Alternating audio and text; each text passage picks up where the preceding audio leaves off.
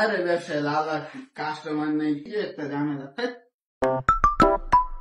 ভাই দুদিন ধরে কিছু খাই না ভাই।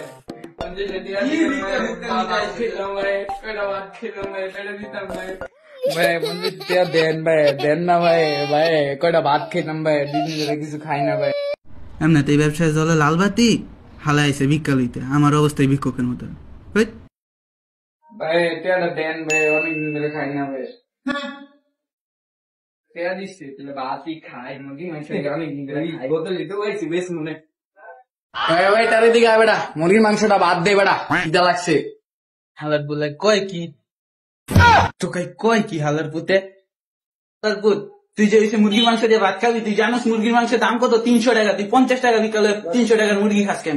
কি কয় মুরগির মাংসের দাম 300 টাকা, 50 টাকা ভাই। 1300-250 টাকা লই আমি 300 টাকা মুরগির মাংসের দাম, তাইলে আমি খাইতে পারবো ভাই। টাকা লই ভাই, 200 টাকা দেন ভাই।